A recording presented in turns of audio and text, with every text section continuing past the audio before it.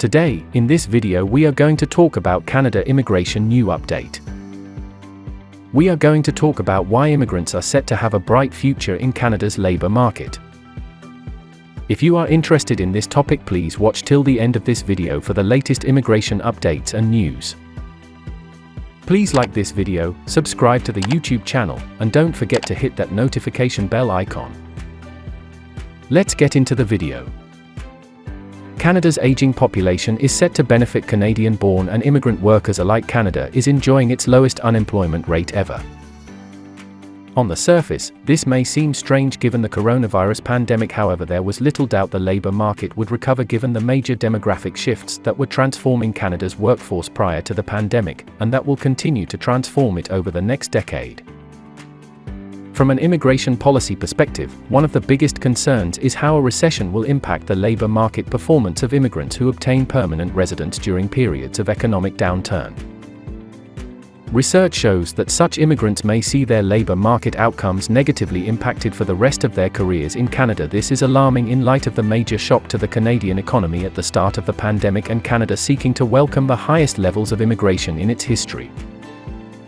But a closer look suggests that the COVID recession is different, and immigrants who have recently landed or who will be landing in the near future are still poised for a bright future in the Canadian labour market. More Canadian workers retiring. The first reason for this is the exodus of baby boomers from Canada's workforce. This exodus helps explain why Canada enjoyed its lowest unemployment rate ever prior to the COVID recession and has achieved another historic low in the unemployment rate despite the pandemic continuing to impact the Canadian and global economy. Canada has about 20 million workers, of whom about 9 million are baby boomers. All 9 million of these baby boomers will reach Canada's retirement age of 65 within the next decade. More of them are retiring, which is leaving a larger gap in the labour market. Historically, Canada has been able to fully replace retirees with young Canadian graduates completing their education and entering the workforce, but this is no longer the case. Canada's low birth rate means it must rely on other sources of talent to replace its retiring workers. Replacing retiring workers is important to keep the economy going and ensure the tax base is large enough to support the services that residents of Canada are able to benefit from, such as education and healthcare. This is even more important as the aging of the population will see Canada's healthcare spending rise. Other talent sources include underutilized groups such as women, persons with disabilities, older workers, Indigenous peoples, and disengaged youth, among other groups, but adding more of them to the labour market would not fully compensate for all the retirees even if we lifted their employment participation rates to the national average.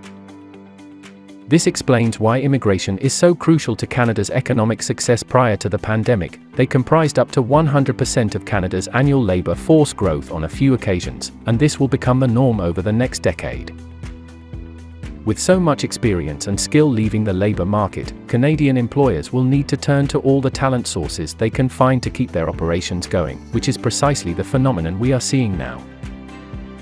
The aging of the Canadian labour force is seeing the unemployment rate fall and wages rise, a phenomenon that is benefiting Canadian and immigrant workers alike. What we're seeing now is likely to continue as more baby boomers retire. We should also make note of the major immigration policy shifts over the past decade that are also having an impact on the labour market outcomes of newcomers. The more competitive selection process. One is the shift to a more competitive selection process for skilled immigrants. The federal government and provinces and territories have transformed their selection criteria in recent years to account for human capital factors demonstrated by research to result in stronger economic outcomes for immigrants. Under the Express Entry Comprehensive Ranking System, for example, candidates who are young, well-educated, fluent in English and French, with professional work experience, and other bonuses such as having Canadian education and work experience, are awarded a higher CRS score, which increases their chances of obtaining permanent residence and ultimately succeeding in the Canadian labour market. More immigrants selected from within Canada. Another major shift has been the increasing number of permanent residents selected from within Canada. Prior to the pandemic, immigrants overseas comprised some 70% of those who landed under express entry, but last year this figure fell to 30% with Immigration, Refugees and Citizenship Canada. relying more on in-Canada candidates to achieve its immigration levels targets amid pandemic-related disruptions such as travel restrictions. It remains to be seen whether IRCC will rely more on selecting immigrants overseas or in Canada after the pandemic. We do know Immigration Minister Sean Fraser's mandate letter asks him to identify more immigration pathways for in-Canada candidates. In addition, provinces and territories are increasingly selecting more in-Canada candidates via the provincial nominee program and other streams. The in-Canada selection trend is also backed by Canadian government research which shows that former international students and temporary foreign workers benefit in the labour market from their Canadian experience once they gain permanent residence. More Canadian government investment to help newcomers. A third major consideration is IRCC's increased investment in immigrant settlement services such as workforce and language training. IRCC now spends some $2 billion per year on such services compared to about $350 million per year 20 years ago.